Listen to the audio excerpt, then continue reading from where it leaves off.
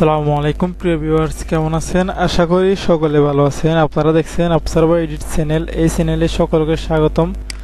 সাথে আছি আমি আবসার। প্রিয় ভিউয়ার্স, আজকের ভিডিওতে আপনাদেরকে দেখাবো আমরা ফটোশপ সিসিতে কিভাবে একটি পাসপোর্ট সাইজ ছবি তৈরি করব এবং সেই সাথে পাসপোর্ট সাইজের ছবিতে কিভাবে একটি বর্ডার তৈরি করব সেটা আপনাদেরকে দেখাবো। আমরা অনেক সময় এরকম ব্যাকগ্রাউন্ডে যে হোয়াইট ব্যাকগ্রাউন্ড দেখতে পাচ্ছেন, এরকম ব্যাকগ্রাউন্ডের উপরে আমরা একটা কালো একটি দাগ দিয়ে থাকি, সেটা হচ্ছে বর্ডার বলে থাকি সেটাকে। সেই বর্ডারটা কিভাবে দেব সেটা আপনাদেরকে ভিডিও শেষে দেখিয়ে দেব। তো প্রিভিয়াস প্রথমত আমরা যখন একটি ছবি কাস্টমারের একটি ছবি নিয়ে থাকি তখন আমাদের সর্বপ্রথম কাজ হচ্ছে ছবিকে আমাদের পাসপোর্ট সাইজে ক্রপ করতে হবে। পাসপোর্ট সাইজ দেওয়ার জন্য আমরা ফটোশপে যে ক্রপ টুল রয়েছে ক্রপ টুলে ক্লিক করব। ক্লিক করার পর আমরা এখানে যে মেনু বারের উপরে দেখতে পাচ্ছেন ওয়েট হাইট দেওয়া আছে এবং রেজুলেশন দেওয়া আছে। আমরা ওয়েট দেব 1.5 ইঞ্চি। এখানে 1.5 IN দিলে হয়ে যাবে, অটোমেটিকলি এটা উড়ে যাবে। এবং হাইট দেব 1.9 ইঞ্চি। তারপর আমরা রেজুলেশন করব 300। তো প্রিভিয়াস 300 রেজুলেশন করার কারণ হচ্ছে আমাদের যে কোনো ছবির ক্ষেত্রে রেজুলেশন 300 দেওয়াটাই বেটার।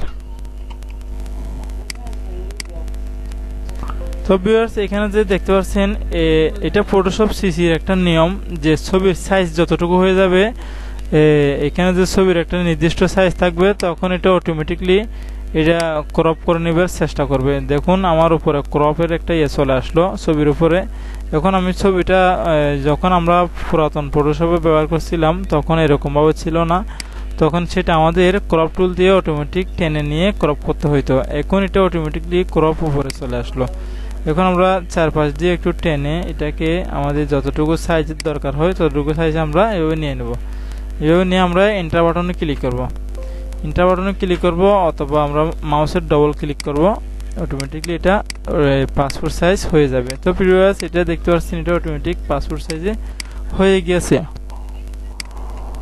পাসপোর্ট সাইজ ছবির ক্ষেত্রে কিছু বেসিক কাজ হচ্ছে আমরা এখানে ব্যাকগ্রাউন্ডটাও চেঞ্জ করতে পারি। আমি আপনাদেরকে খুব সহজে ব্যাকগ্রাউন্ডটা চেঞ্জ করে দেখাবো, পেন টুলের মাধ্যমে করব না। আমি জাস্ট এখানে দেখতে পাচ্ছেন কুইক সিলেকশন টুল দিয়ে আমি এইভাবে করে ব্যাকগ্রাউন্ডের চারপাশ সিলেকশন করে নেব।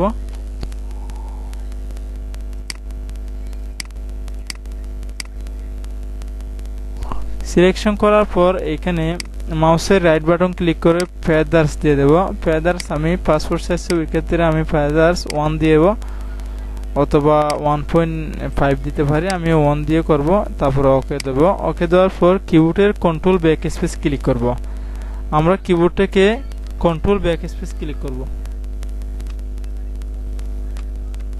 কিবোর্ড থেকে কন্ট্রোল ব্যাক স্পেস দেওয়ার পর আমার এখানে যে রঙের যে আছে কালার বক্স, দেখুন এখানে এই পাশে বাম সাইডে সেখান থেকে এটা সিলেক্ট করা আছে, সেজন্য আমাদের কালারটা অটোমেটিকলি এটা আকাশি কালার নীল কালার হয়ে গেছে।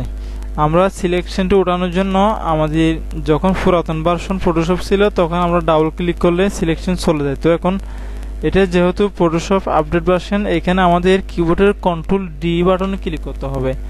কিবোর্ডের কন্ট্রোল ডি বাটনে ক্লিক করতে হবে। তো প্রিভিয়াস এখন ছবির ব্যাকগ্রাউন্ড অটোমেটিকলি চেঞ্জ হয়ে গেছে। তো আমরা যখন প্রিন্ট করতে যাই এরকম একটি ছবি, তখন আমাদের প্রিন্ট করার সময় এরকম এখানে বর্ডারের আর কোনো প্রয়োজন নেই, কারণ হচ্ছে যেহেতু গ্রিন কালার রয়েছে চারপাশে, সেজন্য আমাদের আর বর্ডার প্রয়োজন নেই। আমরা যখন হোয়াইট কালারের একটি ছবি তৈরি করব তখন আমাদের বর্ডার প্রয়োজন হবে। তো প্রিভিয়াস দেখুন এটাখানে আমি কিবোর্ডের কন্ট্রোল জেড বাটনে ক্লিক করে আবারও আগের জায়গায় চলে আসলাম। সিলেকশনটা উঠানোর জন্য কিবোর্ডের কন্ট্রোল ডি বাটনে প্রেস করলাম।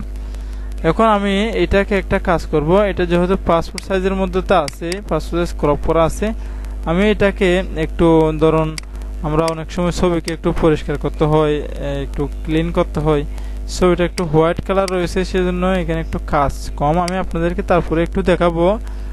জাস্ট আমরা কিবোর্ডের কন্ট্রোল এম বাটন প্রেস করে একটু এভাবে করে একটু বাড়াবো একটু কমাবো, এভাবে করতে পারি, ঠিক আছে।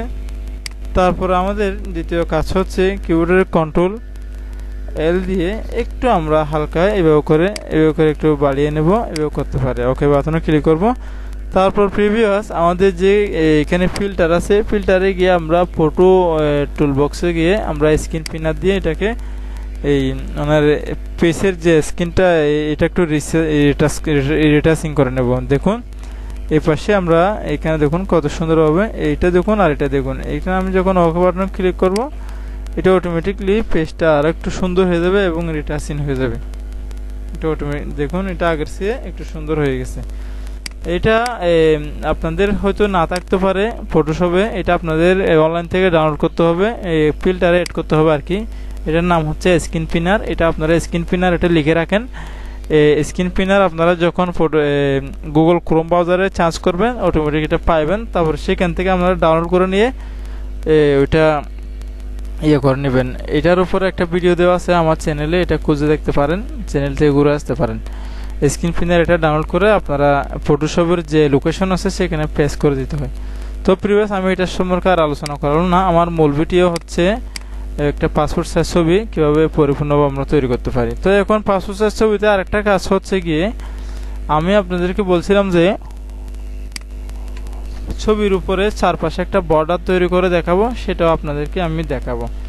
সেটা করার আগে আপনাদেরকে একটু আমি এটা প্রিন্টের একটা বর্ডারটা কি জিনিস, সেটা বর্ডার কেন দিতে হয় সেটার উপরে একটু আমি আপনাদেরকে 1 মিনিট একটু বোঝানোর জন্য আমি কিবোর্ডের কন্ট্রোল এন বাটনে ক্লিক করলাম। এন বাটনে ক্লিক করে আমি ধরুন প্রিন্টে একটা A4 সাইজে প্রিন্ট করব, সেটা নিলাম, পেস্ট নিলাম। পেস্ট নেওয়ার পর আমার যে ছবিটা আছে সেটা আমি পেজে নিয়ে আসলাম। দেখুন প্রিভিয়াস এই ছবিটা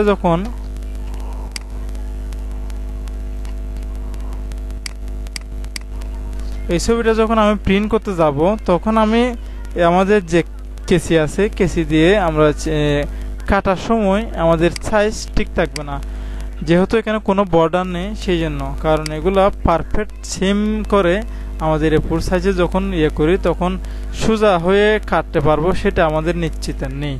সেই জন্য আমরা কি করব, একটা হালকা করে একটু বর্ডার দিয়ে আমরা কাজটা করব, চেষ্টা করব।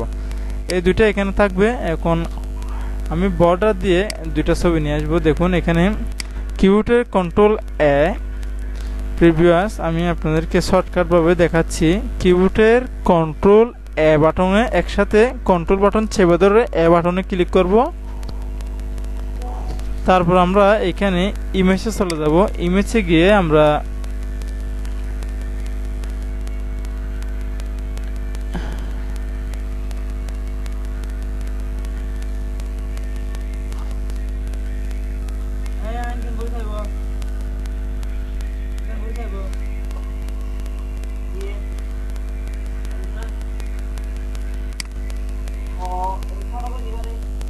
সরি আমার ভুল হয়ে গেছে। কিবোর্ডের আমরা সিলেকশনে যাব। সিলেকশনে গিয়ে সিলেকশন টুলে গিয়ে আমরা এটাকে এখানে যে মডিফাই আছে মডিফাইয়ের উপরে চলে আসব।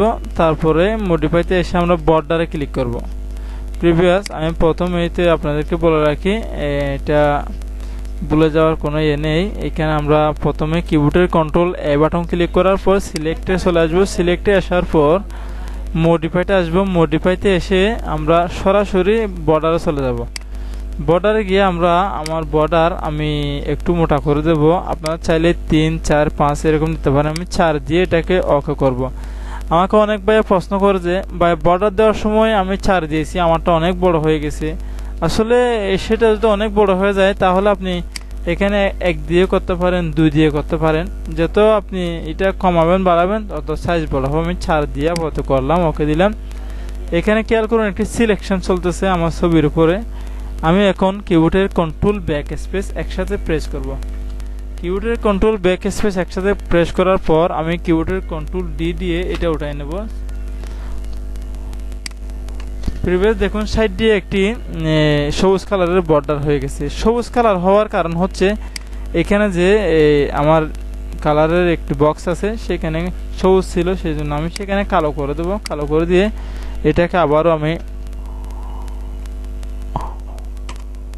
কন্ট্রোল ব্যাক স্পেস ক্লিক করলাম। এখন আমার সেটা কালো হয়ে গেছে। এখন আমি এটাকে নিউ পেজে নিয়ে যাব। আমার যে পেজটা সাজানো আছে সেটা নিয়ে যাব। দেখুন এখানে কত সুন্দরভাবে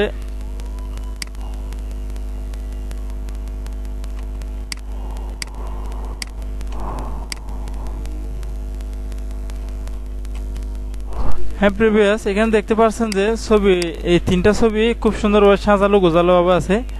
আপনারা চাইলে এইভাবে করে ছবি এডিট করতে পারেন এবং বর্ডার দিয়ে প্রিন্ট করতে পারেন। বর্ডার দিয়ে প্রিন্ট করলে ছবির সাইজের বাইরে আপনি কেটে নিতে পারবেন। আর যদি আপনি বর্ডার ছাড়া প্রিন্ট করেন তাহলে কাটার সময় একটু আঁকা বাঁকা হতে পারে, সেটা স্বাভাবিক। এটা আপনাদের উপর, প্রিন্টের উপর নির্ভরশীলতা।